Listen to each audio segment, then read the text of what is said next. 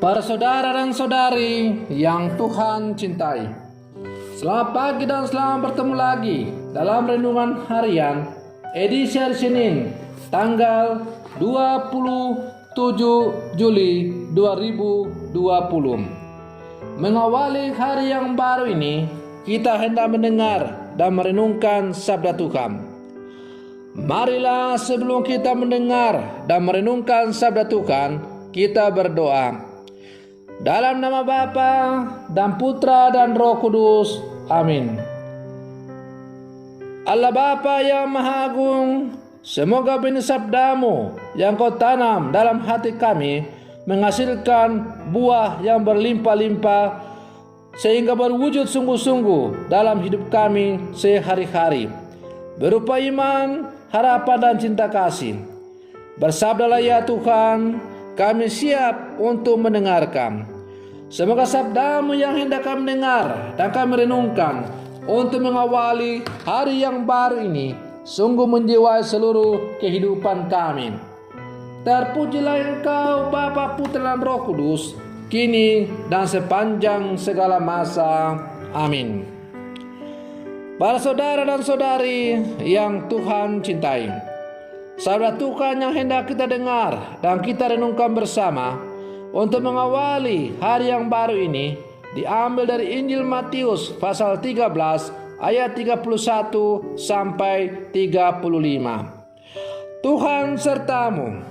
Inilah Injil Tuhan kita Yesus Kristus menurut Santo Matius. Sekali peristiwa, Yesus membentangkan perumpamaan ini. Hal kerjaan surga itu seumpama biji sawi yang diambil dan ditaburkan orang di ladangnya. Memang biji itu yang paling kecil di antara segala jenis benih. Tetapi apabila sudah tumbuh dan biji itu, sesawi itu lebih besar daripada sayuran lain, bahkan menjadi pohon sehingga burung-burung di udara datang bersarang di cabang-cabangnya. Dan Yesus menceritakan perumpamaan lain lagi. Hal kerjaan surga itu seumpama ragi yang diambil seorang wanita dan diadukan ke dalam tepung terigu 3 suka sampai seluruhnya beragi. Semuanya itu disampaikan Yesus kepada orang banyak dalam perumpamaan, dan ia tidak menyampaikan apapun kepada mereka kecuali dengan perumpamaan. Dengan demikian genaplah sabda Nabi, aku mau membuka mulutku mengatakan perumpamaan. Aku mau mengucapkan hal-hal yang tersembunyi sejak dunia dijadikan. Demikianlah sabda Tuhan.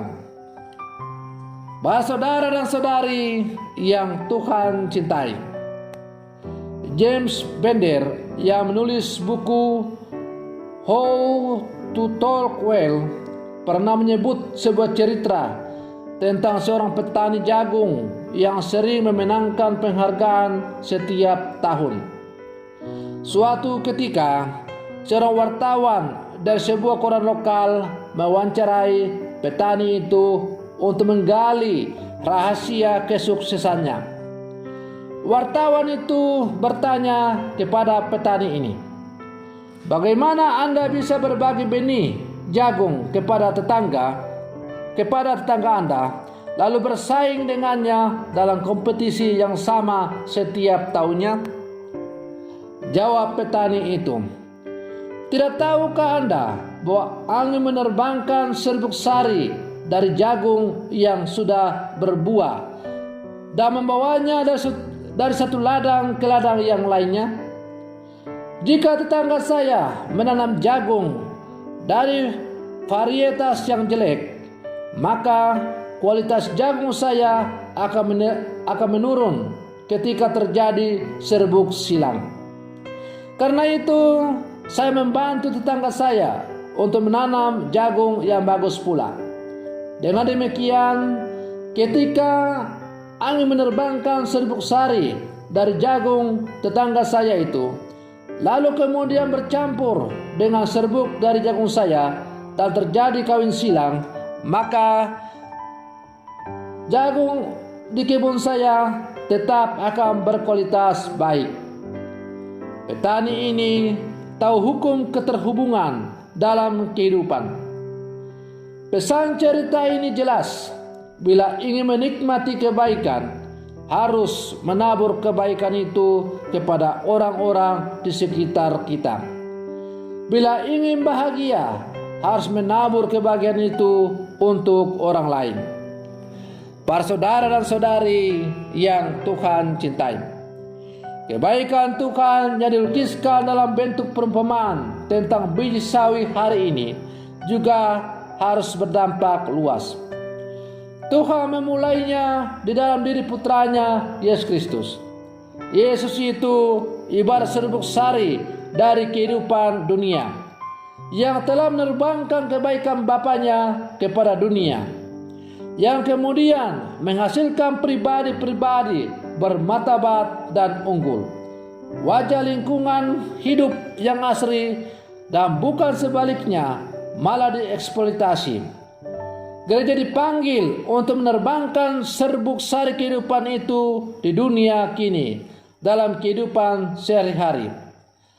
Para saudara dan saudari yang Tuhan cintai, biji sawi dan ragi sebagaimana yang kita dengar dalam perumpamaan hari ini adalah mau menunjukkan pesan kepada kita para pendengar tentang kesetiaan Tuhan kepada umatnya. Dan karena Tuhan setia kepada umatnya, maka hendaklah kita juga setia kepada Tuhan. Orang yang setia dalam perjuangan untuk hidup sesuai dengan apa yang diajarkan oleh Tuhan, ia pasti akan menghasilkan buah yang berlimpah pada waktunya. Biji sesawi yang ditanam oleh petani tadi di dalam ladangnya tentu membutuhkan proses yang lama untuk bisa bertumbuh dan menjadi sayuran. Dan untuk menjadi sebuah sayuran yang unggul dan berkualitas, tentu petani itu harus berjuang dengan sekuat tenaga merawat supaya kebun sayurnya itu bisa menghasilkan sayur yang baik. Wanita yang tadi mengambil ragi dan mencampurnya ke dalam adonan tepung tentu perlu bekerja keras untuk mengolah, membanting-banting tepung itu akhirnya menjadi kamir dan siap untuk dibakar menjadi roti. Demikian pula halnya dalam kehidupan kita. Benih sabda Allah yang telah ditanam oleh Tuhan dalam hati kita masing-masing perlu kita perjuangkan. Kita perlu bekerja keras untuk berjuang supaya benih sabda Allah yang telah ditanam dalam hati kita masing-masing akhirnya menghasilkan buah dalam kehidupan kita.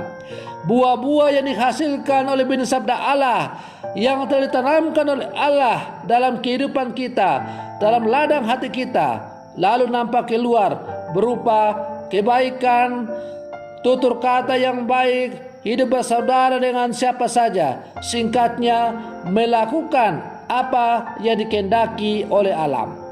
Supaya benih yang ditanam oleh Allah dalam hati kita itu bisa bertumbuh, maka perlu perjuangan yang baik.